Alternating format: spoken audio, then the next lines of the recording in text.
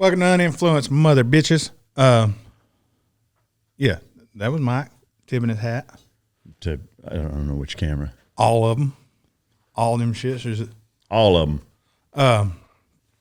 So today we're going to get into some cars like normal. Might get into a little bit of talks on what's going on overseas. Other than that, it's going to be a normal day. A lot of y'all always ask us to get into the stuff going on, current events and things like that. But it's so, I guess, fluid right now. So much shit's happening at once. Dynamic. Yeah, it's wild. I mean, we talk about it at least every time in person. Over the phone, we talk about cars and bikes and bitches. Rather than that, so we can get into a little bit of the Friday. We looked at the Acura NSX S. That car, It's actually pretty neat. yeah. I'm not gonna lie. I've looked at it a couple times, and then I go away from that car, and then actually watching some good reviews on that car, I gave it a lot more respect. I don't know if it's the new model that got me, Yeah. or if it's just it's been overlooked so many times. But I know we say it a lot, bang for your buck. But I guess dollars well spent is another way of looking at it. Because bang for your buck right now, you ain't getting shit that's a good bang for your buck right now. Everything's fucking high. Yeah. But the Acura don't seem too overpriced. No, I would say, bang for your buck is always relative, right? Yeah. So right now, what the best bang for your buck is obnoxious compared to what it was a year ago, 18 months ago. Just thinking of our cars as an example is, what people have offered, what we've sold things for in the last couple of years versus what we would or could or have done here recently is significantly different. So it's all relative. But having said that, yes, the NSX S bang for your buck, if you're getting it at sticker, which is like $176, is a bargain, I think, especially if you compare it to me, the direct competitors would be a Huracan, an R8, and even the new Maserati MC20. All three of those cars, you're going to be at least $50,000 more than that right now. Yeah. And similar performance. And I would even say that because that's got the hybrid, torque, immediate torque down low, like the responsiveness and quickness at slower speeds and around town, it's probably a more fun and engaging and feels faster drive than all three of those cars, I would bet. It sounds good, but strange. I actually saw one in person here at a gas station. It was a black on black one that when it pulled in, it was actually the sound that got my attention. I had my back turned and heard really, really loud whistle, at low RPM just pulling in, but you could still hear that whistling sound of the turbos, which was surprising, but it sounded actually pretty good. And so that's kind of what piqued my interest, and then watching some reviews and talking to you about it. But I think it's a good car. I think the three things that would maybe keep me from owning one is the higher end speeds. I think is where it's going to fall off some, similarly to an R8 or a stock Huracan for that matter, and even the MC20. Is that up above 130, 140. All of those cars are going to show where the difference between 800 and 600 horsepower is massive.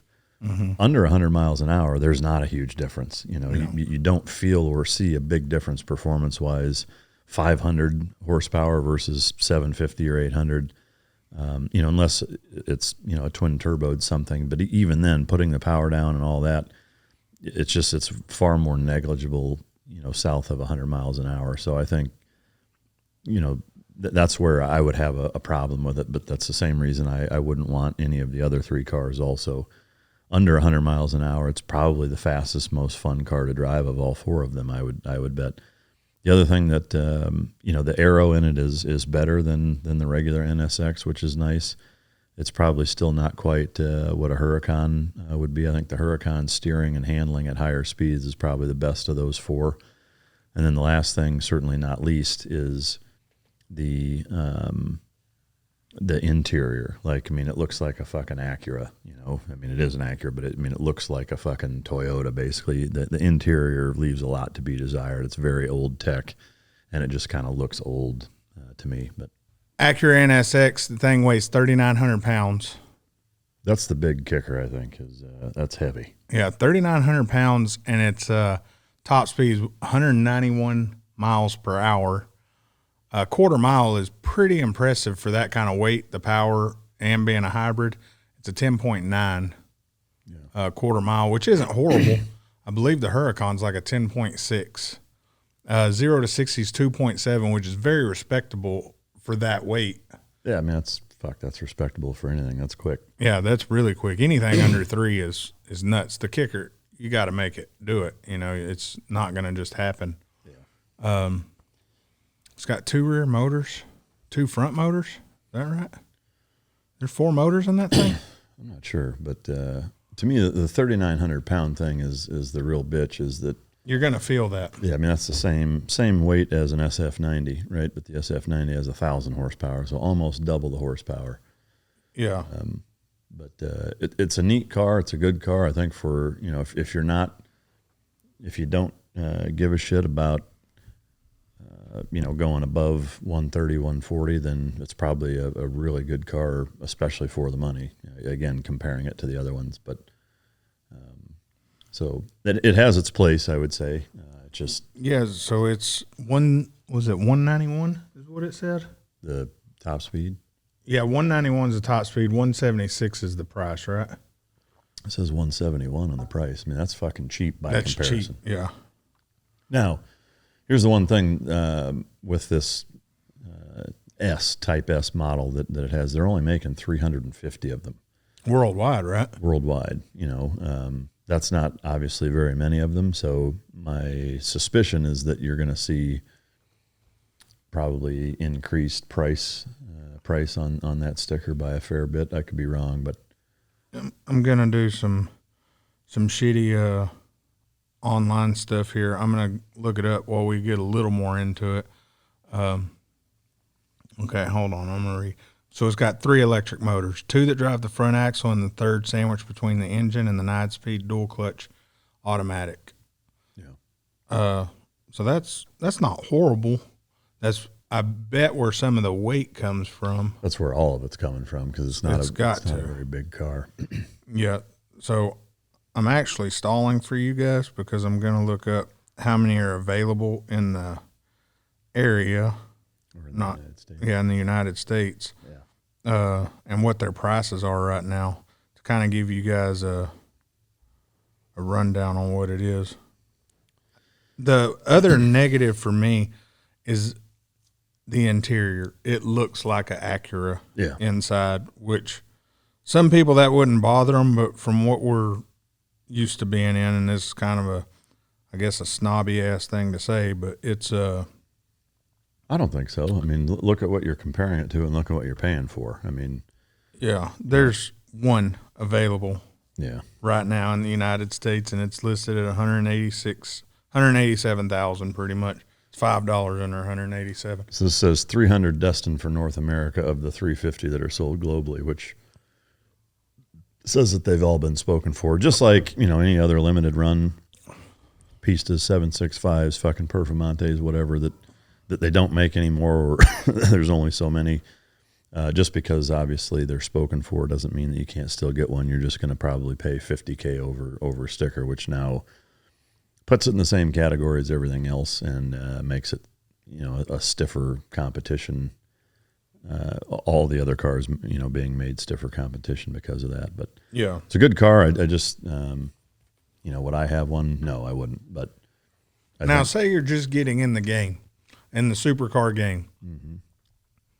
Now I'm going to say with where we both got in, my budget at the time was $150,000, and I happened to get R8, and it was $140,000. Mm-hmm. Bad things happened with the R8. It got totaled, and heads up, Volkswagen Group safety, you motherfuckers are top notch. But we'll say nowadays, $200,000 is your cap. you can buy something, we'll say 6 years old, and you have 200 grand, no more. What are you buying?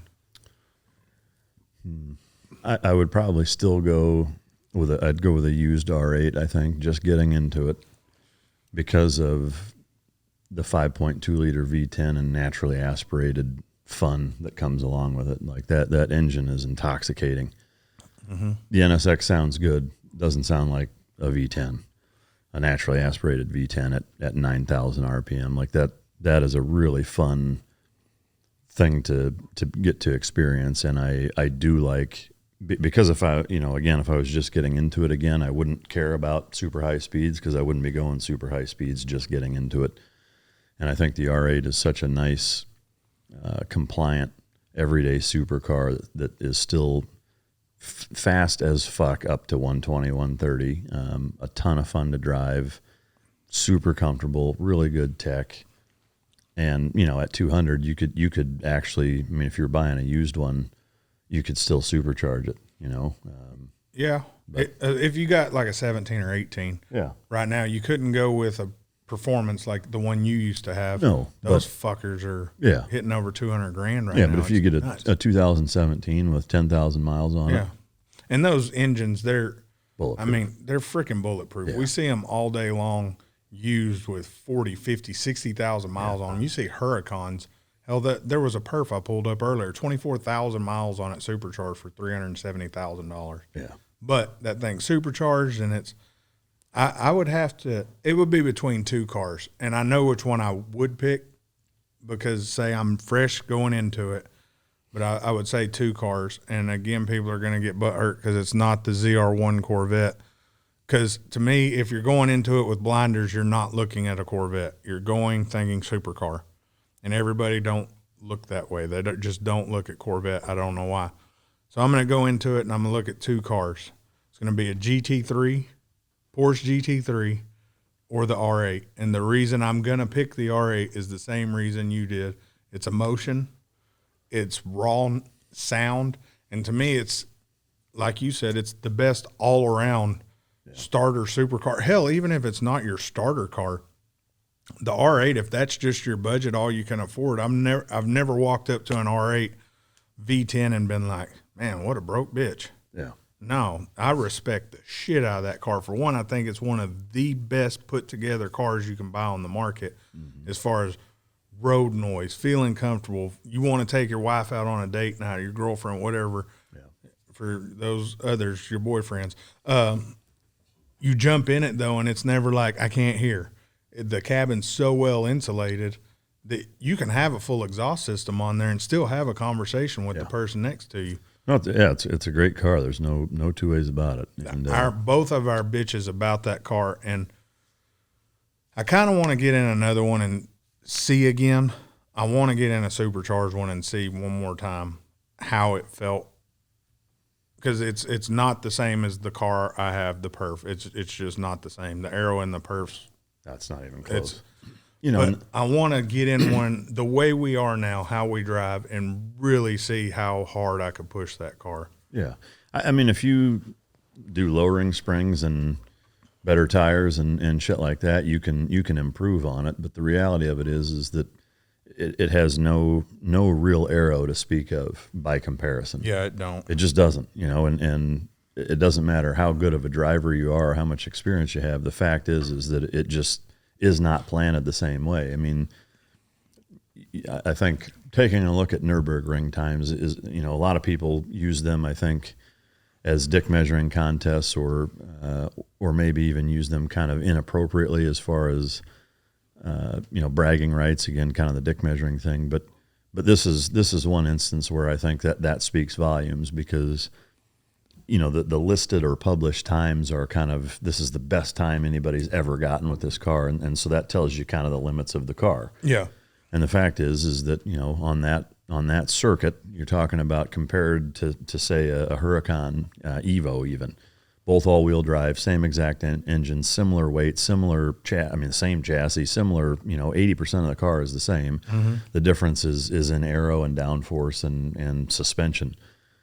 The fucking R8 does a 728 you know, and Evo does, I think, a high 6, you know, so, you know, to me, again, like, even though you've got way more experience now than you did when you first drove it, the fact is it just doesn't handle the same way. Yeah. You know, it just doesn't. So agreed. Like, I'd still like to drive one and see how it is. I mean, you know, driving a GT 500 at 180 miles an hour, you know, is going to be eye opening by comparison probably, but it's still not going to handle, compared to, you know, 720s and even 911s and, you know, things that are purposely built to handle better and more at that speed. But I definitely agree. I think you'd have to spend some money on the springs and stuff like that to do what we're used to doing.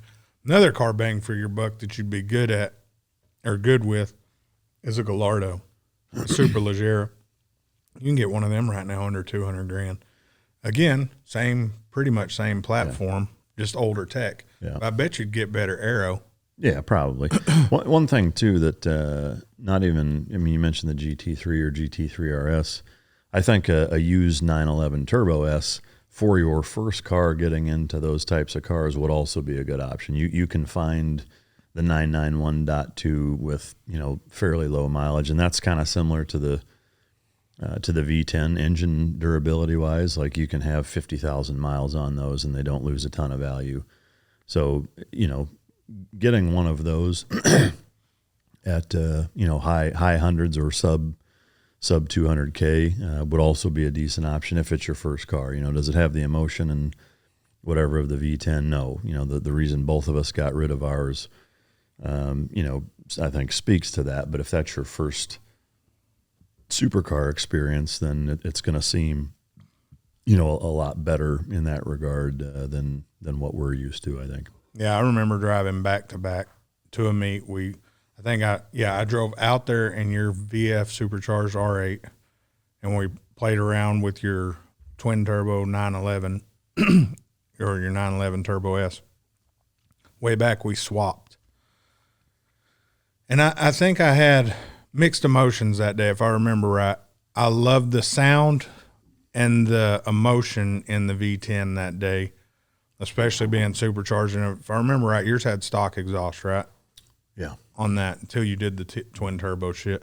But I loved the feel of that, or the emotion.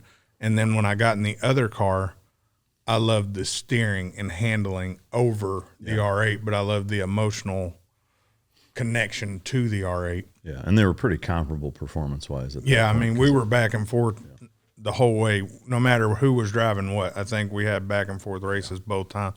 It was all catching them power bands in both cars. I think one time I really cheated in the turbo because I got you, but I had tricked you into getting way low, and I was in a gear you weren't in it. But they were both great cars, and you're right, for beginner. Both of those are really good.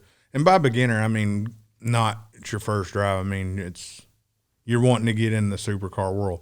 But for those of y'all that are taking this and say go straight R8, I would say for those of y'all that don't look at the Corvette, look at the ZR1. Yeah. I would say if you're interested in Corvettes and not wanting to, oh shit, that's a R8, and you just want all around best money you could spend under $200,000, it's probably going to be that ZR1. Yeah, I would say, especially if you're a decent driver. Yeah, performance wise, no two ways about it. You know, to get a 704 ring time as an example, the huge asterisk with that is that, you know, is the driver's capability is what's playing the biggest role in that. Yeah, you know, 100%. Unlike say a Pista or a Performante or a 720, all three of those cars are a lot easier to drive in those circumstances than a ZR1, you know, so keep that in mind. But I would throw in the NSX, you know, if it's your first, you know, want your jump off point into that, I'd say the NSX, the fucking R8, the ZR1, and the fucking 911 Turbo S, you know, all four of those platforms are really good first supercars. And in all cases, I would buy one, you know, a couple of years old with some miles on them, because you're probably not going to keep it for years. Even if you do, you can. Yeah. But just so that you don't get that initial hit, there's no reason to buy a new one of any of those except obviously the NSX because you'd have to. Yeah. Yeah, they're all cool cars. So let's get into what I know you've been wanting to get in. I've seen your screen for a minute now. The 296 GTB, and then we're going to do a versus because I know you got that shit looked up. Yeah. So we looked up the 296 GTB. Both of us watched reviews on it. Matter of fact, you were watching the review when I sent you the review, and you're like, dude, I'm watching that right now. Yeah. And I'm going to go in and say, if you guys want to see a really good review on that, it's Carfaction. Carfaction. Yeah. That's Henry Catchpole. The Catchpole. Catchpole, catch this pole. Yeah. He does a phenomenal job. Anytime he reviews anything, I watch it. He's very, very gifted at really analyzing the car, and the way that he describes it is a way that you can really understand what it's all about. But this is fake because I went to my tab section in mine. This is when we sat here and built 296 GTB. Still. Oh, yeah. The shit's still open. Yeah. Wonder if I could hit send. Yeah, but the 296, let's get into that. I mean, so spec-wise, it's 830 horsepower. It's a hybrid. It's a V6, 120-degree slant angle, which is very slanted, if you will. So, the turbos are a little smaller, super fast, and give basically that V6 engine 660 horsepower, which to me the impressive figure there is that, you know, Ferrari went from the 488 GTB, which is a twin turbo V8, and dropped 2 cylinders and an entire liter of displacement basically, and are getting the same amount of horsepower. Speaks volumes to the advances in technology engine-wise that they've been able to come up with. But the kicker is it has a singular electric motor as well that's adding another 167, I think. Mm-hmm. So, you know, all totaled, you're getting a little over 800 horsepower. The catch and the kicker for me is 2 things on this car. One is that just like the SF90, if you're in performance mode, it drops down 55 horsepower from its max output, so now you're looking at about 770, 780. It's also a couple hundred pounds heavier than the 488 GTB, the Pista, et cetera. So, you know, that's going to balance out. We'll make a direct comparison with the Pista since, or an F8 for that matter, because that's the relevant model right now that's still in the lineup, is that you've got you know, a couple hundred pounds difference with 60 more horsepower, you know, that's going to even itself out fairly well, you know, so you've basically got the same car, but now with a battery to deal with. So that's my first hang up with it, is that, yes, in qualifying mode for a couple of minutes, it's going to have all 830 horsepower and it's going to be quicker than a Pista and an F8, absolutely, but only for a very brief period of time. And then when you have to back it down to performance, then it's going to be comparable. So that's problem number 1. Problem number 2 is the look of that fucking thing. You know, I would say put the picture that's on our screen up right now. I mean, to me, like, they've taken about 10 steps back in their engineering and design as far as beauty and aesthetics. I think it looks fucking hideous, honestly. If you put the right rims on it, looks like a Lotus. Yeah, I mean, it looks honestly like something out of a 1960s fucking Le Mans race. I mean, it just, I just don't like it. You know, there's a couple of specs that I've seen at just the right angle look decent. None of them make me say, wow, look at that fucking car. And, you know, for me, while looks are goddamn sure not everything, it's still enough of the equation when you're talking about this amount of money, and the reason that you get one of these cars is that it plays a role. Mm-hmm. It absolutely plays a role, you know, and I mean, one of the reasons I prefer the Pista over the F8 so much is I think it's a much better looking car. The F8 is a good looking car, but I think the Pista is absolutely a better looking car. Same with the 765 compared to a 720. It's noticeably better looking. And in this case, you know, those 2 things combined, coupled with the price, and the fact that you're dealing with a battery, like I just wouldn't buy one. It would be easy for me to sell the piece to buy one of these and pocket some coin and have basically the same level of performance.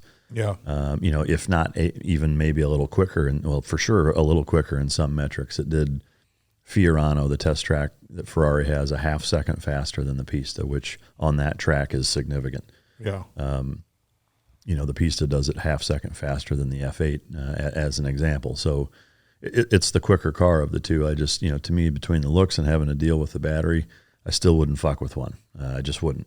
The 0 to 60 on this car is also 2.9, and I want to drop back just a minute to what we talked about. The Acura NSX is 2.7 faster.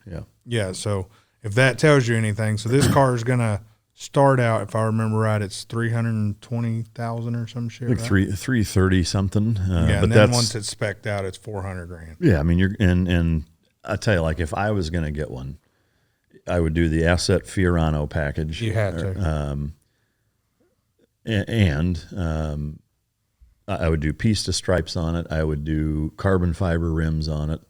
I would do probably the Grigio fucking silver, the same silver that the Pista is in. I mean, that in the same color as the Pista, the same two Pista stripes, dark carbon fiber rims. I think that's your best chance at making that car look as good as you can make it look. And even then, I mean, now you're talking probably between 450 and 500K for that car. Mm-hmm. The 765 is absolutely faster in looking at every metric with no electric battery.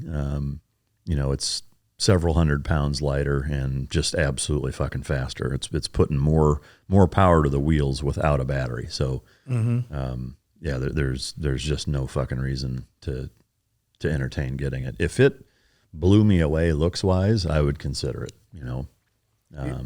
Looking at the picture now, and hopefully we're gonna get that put up on the screen. Not hopefully. Earlier. You're gonna make that shit happen, producer. Yeah, produce these. Yeah. Go down a little bit on me. So can you do the side angle one more time? There's a couple things I want to bring up.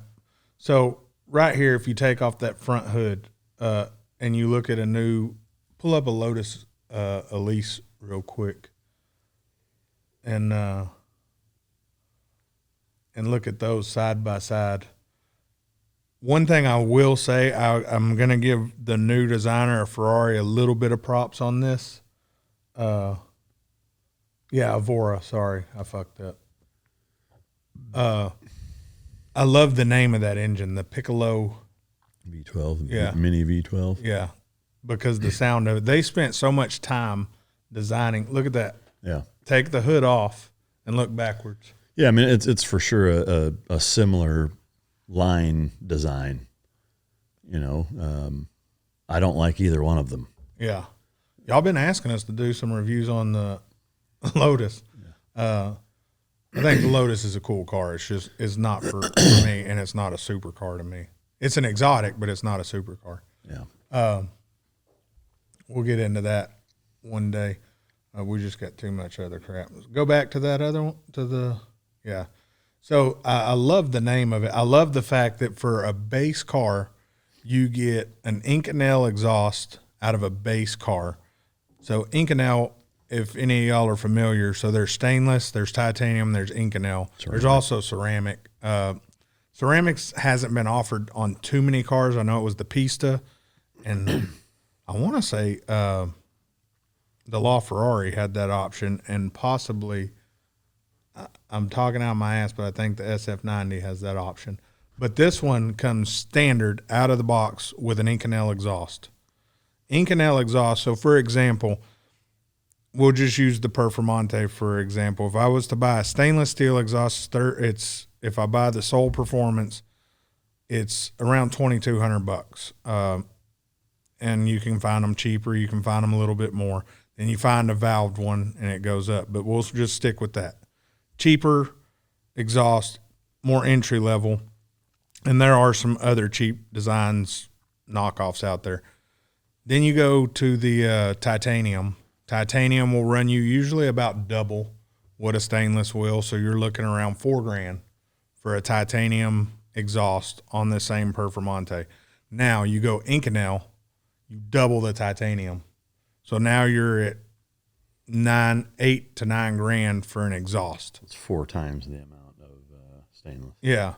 So they're giving you, air quotes here, giving you that exhaust no matter what package you get right away, which for Ferrari, Porsche, any of those, if they're giving you an upgrade like that, that's saying something. That just shows they have to have that exhaust to get the sound they wanted out of that car, so it's standard. Yeah, and it tells you how much they've prioritized the note. And I think they listened to the people that were bitching about the SF90 sounding so muted by comparison. Mm-hmm. You know, and so I think they listened, and that's probably a big factor in why they did what they did. But it does sound great. It sounds really good. I just, you know, to me, that between the way it looks and what it costs for the level of performance by comparison to other options out there, 2 of which I have, it's just a no-brainer for me. So let's talk numbers, because I don't have it up on my screen.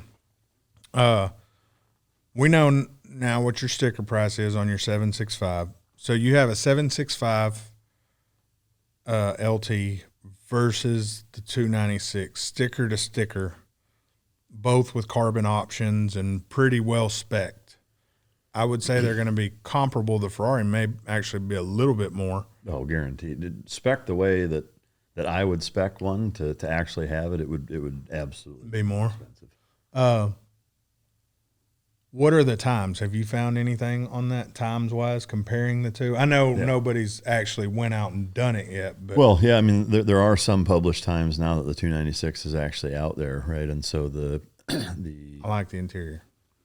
Yeah, I'm not crazy about it. And the reason I'm not crazy about it is the fact that it's just like in the SF90, everything is touch activated, which to me drives me nuts, especially when most of what you want to fuck with is on the steering wheel and you end up bumping it by accident all the fucking time, and it's really frustrating. Yeah, fuck that. But anyway, yeah, the 765, you know, to me the biggest or the couple of biggest metrics for car comparisons that way, like I don't really give a shit about 0 to 60.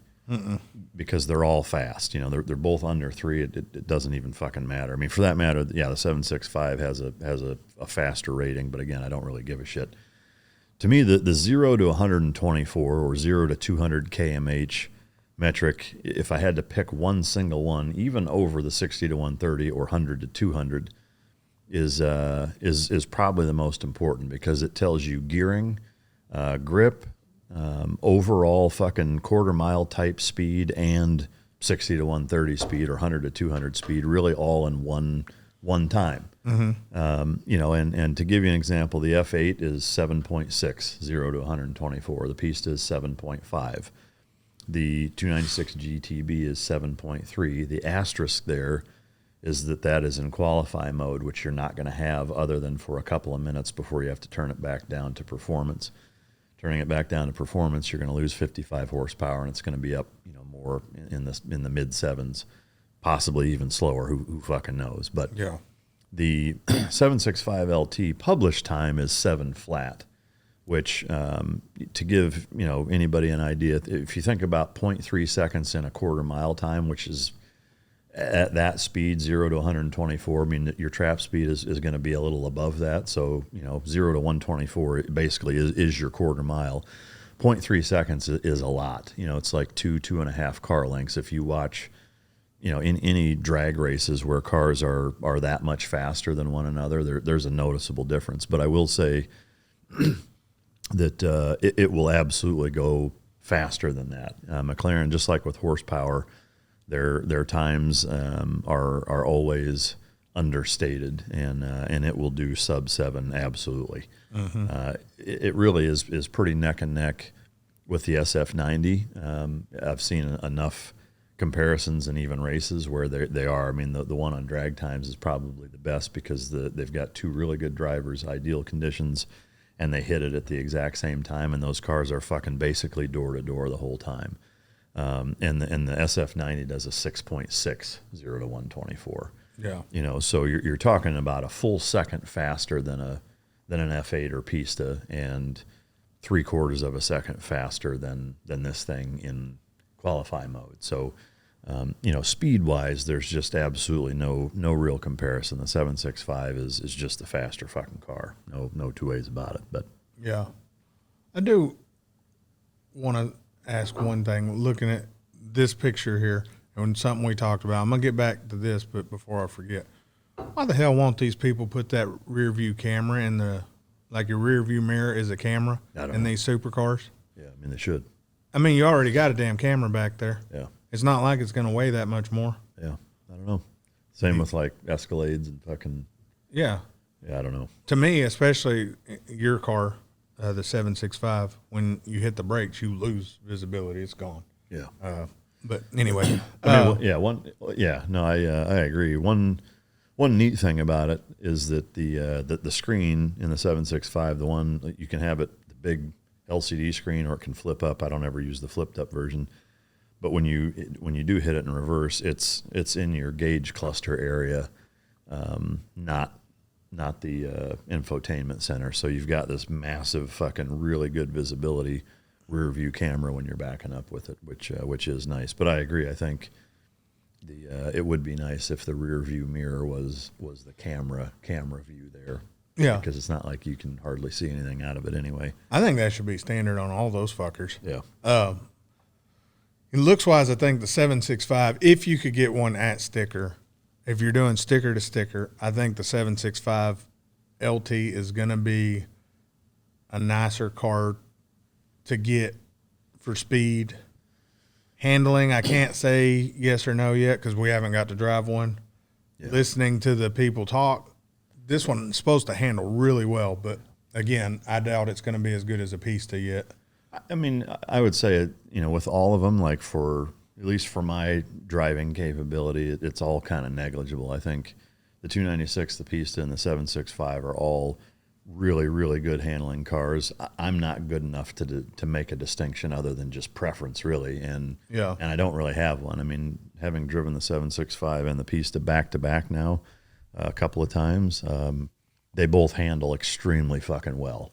Yeah, you know, to say one handles better than the other, again, I don't think I'm good enough to say, you know, which one actually technically handles better. They're both phenomenal, so it kind of doesn't matter.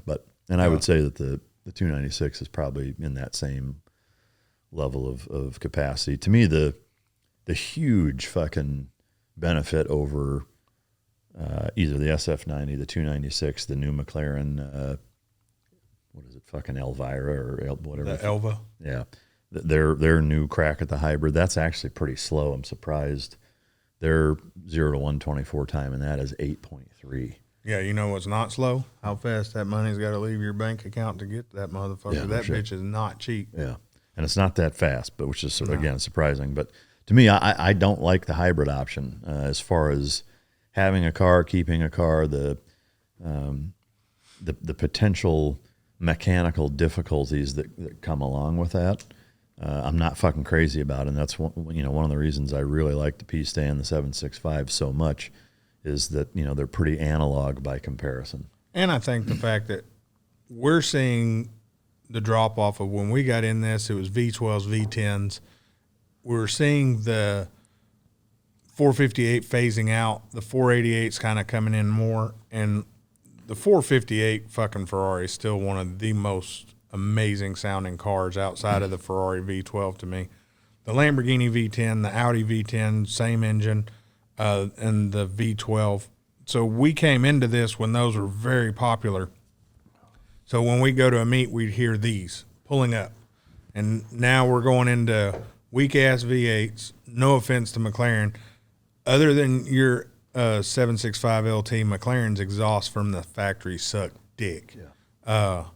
The one in your car sounds fucking good. It's fucking crazy how good. Yeah, that exhaust sounds. It sounds like every McLaren I've had that I've done exhaust on. Yeah. But it's factory. It sounds like that. So I'll give them props on that. But every other car we've seen them, exhaust sounds like shit. The 488 GTB bone stock exhaust sounds like ass. Matter of fact, when I left the first time seeing you, I'm leaving. Matter of fact, I was going over to think I was going to Matt's house, and I left, and that motherfucker, I was so disappointed. I called the dealer. Hey, man, this fucking car's a piece of shit. It's broke. But we're coming from an age to where we were hearing great sounding vehicles, and we're starting to see it phasing out now. And they're trying to bring it back with these V6s and hybrids. And to me, I think you agree with me. I'd love to see the speed keep up if we have to go hybrid that way, other than it all being electric. That way we still have some exhaust emotion. Yeah. But damn, it's getting fucking nuts. All these fucking hybrids coming out now that. No, yeah, I agree. And you know, for me, I don't want any of them. Like, No. you know, the SF90 is the faster of the two cars. If you compare it to a 765, it is. Yeah. It absolutely is. You know, by every fucking metric, it's the faster car, especially on the street. You know, if you're going from a dig or at lower speeds, it's way faster because it's all-wheel drive. Now, I would really love to race one of our local guys with an SF90 from a roll, you know, at higher speeds and see how it does. I think that the 765 may pull it out, maybe not, but it's for sure goddamn close. But I still, you know, there's a reason I have this instead of an SF90, and it's because I just prefer the non-battery, non-all-wheel drive car. You know, there's just something about that technology that takes away, I think, from the driving experience. I know that Ferrari has done a really, really good job at, you know, incorporating the batteries to not make it seem like there's, you know, any difference. It's integrated really, really smoothly, and hats off to them. But it just isn't the same, though, you know. And for me, just knowing that there's a super complicated battery system that, you know, that there's a lot of fucking things that can go wrong, especially over time. Yeah. You know, it's one thing, you know, you have the car for the first year or two or maybe three.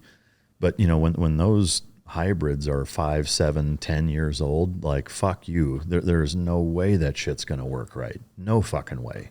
Yeah. You know, whereas, you know, a Pista and a 765 LT, like, it's still a fucking engine and that's it. Yeah. You know, so, yeah, it's just.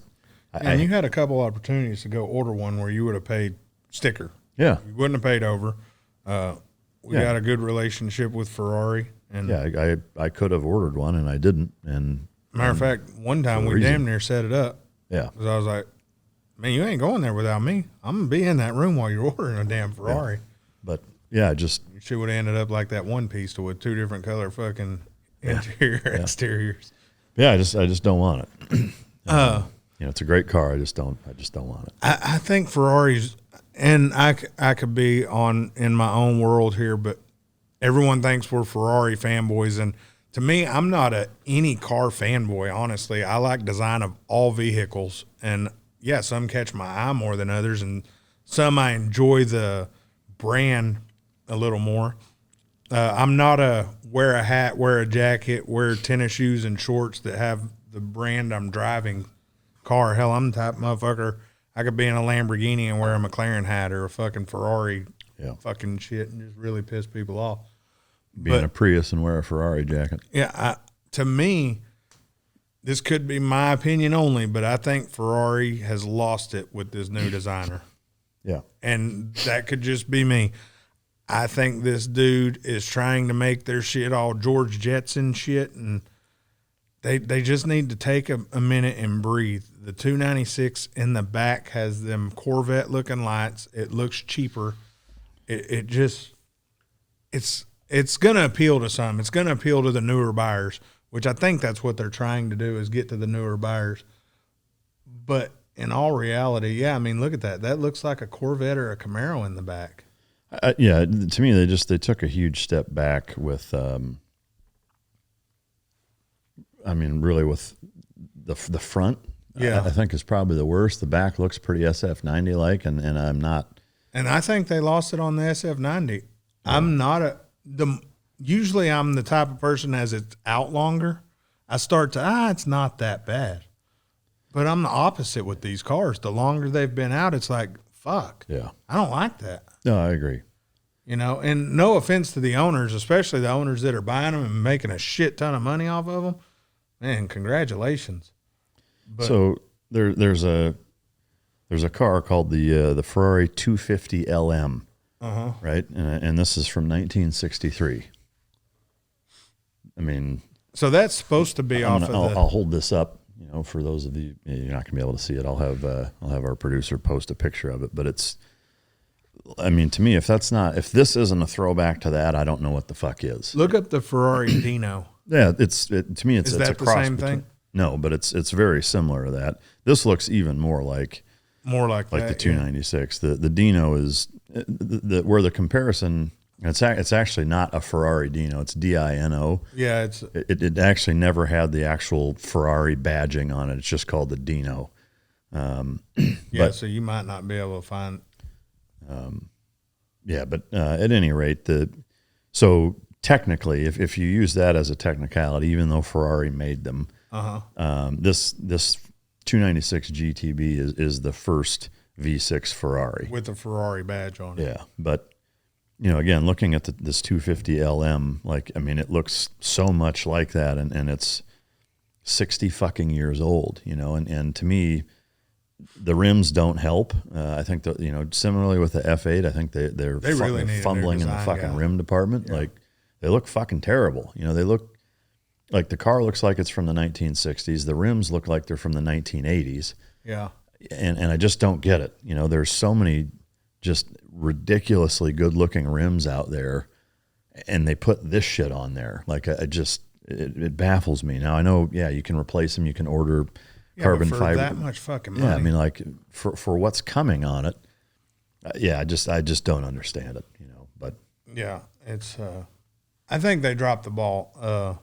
I'm not sure Enzo Ferrari would sit back and be like, "This is what I envisioned." I mean, who knows? You know, maybe he would, because he's, you know, from that era, and maybe he would think it's awesome. But I don't, and I don't think. I think a lot of people agree. You know, I mean, if you look at comments on social media or any of the reviews, you know, there's a lot of people knocking the way that these cars look. There's some people that think it's a beautiful tip of the cap to the old school Ferraris. Most people don't like them.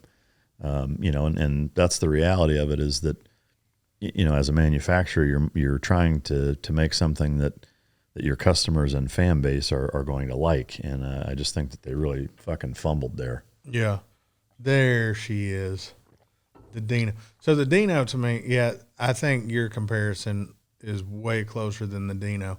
But where they gave the Dino its props, because like you said, Ferrari built it and it had a V6 in it. Yeah.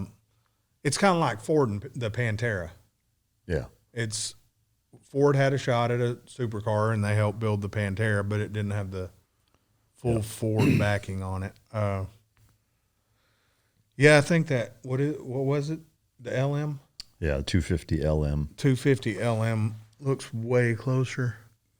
God, it's just heartbreaking to look at that car. And so this gives y'all something. If we're Ferrari fanboys, y'all have just heard us fucking bash two of their new designs. Yeah, to me, if that car, you know, looked like a new and improved 458 or Pista or something totally new, but just had aggressive, modern-looking fucking race car lines, I'd be way happier about it, you know, or even, you know, be closer to considering getting one, even with the electric motor crap. But I hope. So back in the day, Audi wasn't a turbo company. Back before they were fully part of the Volkswagen group, they did a lot of supercharger work. I hope Lamborghini and Audi sit back and see all this turbo bullshit going on when they go to redesign the Huracans, the Aventadors, and all that. I half-ass want to see them do a supercharged V10 in the fucking Aventador replacement, because they're not going to probably be able to do the V12. I don't think they're going to keep making. I think they'll make something like the Aventador. I don't know. With the doors up. It's almost they have to. Or they're going to make a in-between car between the Huracan and this that kind of merges them. But I'd love to see them take the V10 and supercharge it to keep emissions down, sound and emotion up, or take a V8, take a page out of Chevy's book, and fucking do the V8. I think that in Europe by 2030 or 2035, they're not going to allow internal combustion engines, period. No shit. Yeah, I mean, I could be wrong. Fucking Can you look that that up? But there's something to that effect. Maybe it's only a few countries. I remember hearing something about that where, yeah. So, I mean, Audi is going all electric, right? And that's part of Volkswagen Part of the Auto Lamborghini group, yeah. Group, Or so, Volkswagen Group. I don't know that you'll see anybody in the Volkswagen Auto Group outside of maybe Porsche, because they're Porsche, and even though they're a part of Volkswagen, they maintained all autonomy factory wise. 2035. So I know Volkswagen and Lamborghini have went to their EPA or whatever it is. Yeah, so it's not for sure, but that's what they're basically toying with, and what they're trying to accomplish is that EU legislation with a 55% in 2030 cut in overall CO2 emissions. No, I'm sorry. What is it? Requires a 37.5% by 2030, and by 2035, 100% cut. So banning all new gas and even hybrids, right? So the EU is proposing that by 2035, let me look at my watch real quick. Fucking 13 years from now, is for no new cars to be made with any type of internal combustion, including the hybrids, be all electric. So if that does pass, all of these Euro exotics are not going to exist anymore. I mean, California looking to do the same. Yeah, I can't imagine, a company like Lamborghini or Ferrari or anybody within Volkswagen, BMW, Mercedes. I think they're all in the same boat, is that even if North America doesn't do that shift, their market share with cars here, I don't know if they would be significant enough for them to still build them. Maybe they would, but I doubt it, so. Man, that's fucking depressing. Way to fuck my day up. Yeah. This is the type of news I ignore.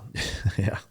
No, it fucking sucks. But, so that's, when you look at the cars that we have right this second that are at the peak, at the tail end of when, these companies are going to be making that type of stuff. Because, I mean, think about it. If you pick a fucking car company over there and the EU passes it now, like, you're not going to spend any more money on RDT&E to develop any more engines. Yeah. Right?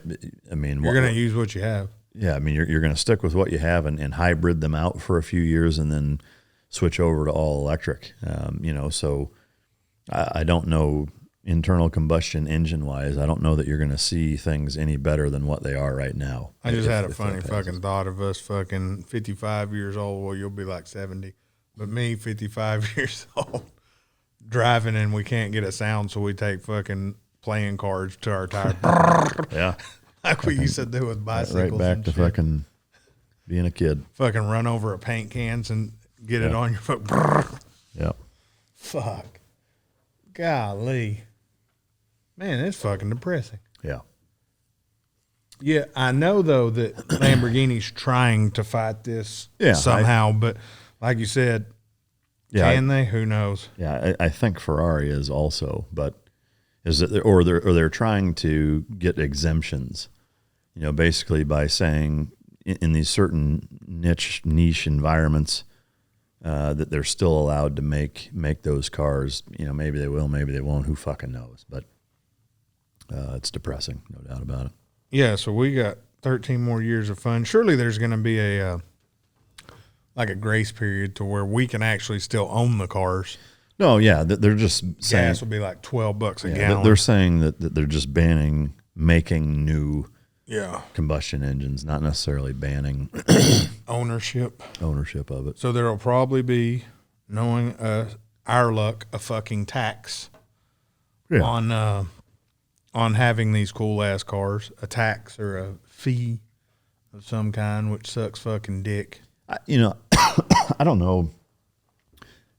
Who knows what the future holds? I mean, fuck, with what's going on in Ukraine right now. I mean, that could make this take a backseat to everything, maybe even permanently, depending on how silly things get. But yeah. But the realistic nature of the European Union switching to all electric everything is not very realistic either. Just from a power standpoint right now, like, people look at gas and oil and say, oh, the dependence on Russia for gas and oil is this, and so if it was electric, it'd be different. It wouldn't. You still have to make electricity somehow, whether you're using fossil fuels to do that or nuke power, which the EU is not a fan of. There's not enough solar and wind, at least with the technology we have right now, to where you could switch every car over to electric in Europe and have enough power to still do all of that. So, something has to give. Like a lot of these climate zealots think, pushing through legislation that sounds good to people that don't understand how the world works, because that's the people that are voting and putting them in power. That all sounds great in theory on paper when you're sitting in a fucking parliament meeting. Yeah. Actually putting that into use and figuring out the realistic element of the logistics of making that happen is a totally different story. You see that right now in America with, the current administration shutting down the Keystone Pipeline and banning a lot of existing permits that under the previous administration were being drilled on federal land and stuff. And you saw, we were basically energy independent, and now we're not, and it's because of that same mentality of these, folks that think, oh, well, Tesla is clearly better, and I won't beat this dead horse. We've gone over it a number of times, but the net carbon footprint of a Tesla is 8 years worth of a gas engine. And so keeping that in mind, when Biden comes into office and shuts all this shit down and says, we want to switch everything over to electric. Well, number one, it's not that easy. If it was, gas wouldn't be fucking $4.50 a gallon right now the way that it is, because we wouldn't be using nearly as much of it. I'm not opposed to exploring more green options. You don't have to get rid of one to try the other, though, and that's the biggest bitch I have with that, is that the pissing contest element of, the day I get in office, I'm shutting all this shit down that Trump actuated and blah, blah, blah. Like it's ego that fucks the entire country over. And a lot of the mess that we're in right now of whether or not to get involved and how much, and, banning importing Russian oil and blah, blah, blah is because of short-sighted, ego-driven policies that are a net negative on this country, and so the same thing exists. If the EU tries to do that, I could still see them doing it. It'd be a fucking mistake, and it'd be a huge one. But because of the political pressure that they get from people that don't understand, I could see them still doing it the same way that we've done it in this country. But time will tell. So. Well, hell, Elon Musk, I believe it was Saturday, put out a tweet that there needs to be more oil production. Yeah, the head of all electric vehicle sales in the world basically just said, we need more gas. Yeah. Y'all stop bullshitting. He's came out multiple times. Well, this dude probably knows more about the electric industry than anybody in our government right now, and said it's not going to work. Yeah, again, that doesn't mean that you don't continue with electric technology, but again, like the numbers don't add up. We're not there. Like I don't care if you even had the ability or the capability to switch every car over to electric technology with the snap of your finger. The fact is, there's not enough electricity to fucking power all of those vehicles. So what are you going to do to fix that, or to at least address that? Because California is already there, right? Mm-hmm. They already don't have enough electricity. And so they're talking about doing the same thing of banning fucking gas engines by 2035. Okay, so what are you doing to backfill, the tripling of electric power that's going to be needed to do that, considering you already don't have enough? I know what they're going to do. Tax people. No. We're going to see the price of hamster and gerbil sales shoot up. Yeah. Fucking. And in your trunk, all you're going to hear is yeah. Trunk of your car, you got 6 fucking gerbils in there fucking running like a motherfucker. Yeah. I was about to say something very mean, and I'm not going to. We're probably just going to finish this one up. I was going to get into some stuff about the WNBA player locked up in a Russian jail. Y'all go Google search that. Google search that. we're fixing to get into some questions and answers. And I was told it's Darby's birthday, Pele the pup. She follows all of our stuff, all of our socials. So happy birthday. Other than that, we'll see y'all on the next one. Remember, Ask.Uninfluenced.com. Make sure to check out Mic Drop, coming every damn week. Every Friday. And questions and answers from us on Monday. We may start up a little deal for Mike, too, on email on questions and answers. But anyways, that's it. Hit us up on everything. Give us some reviews on all them fucking podcast platforms, people. Peace.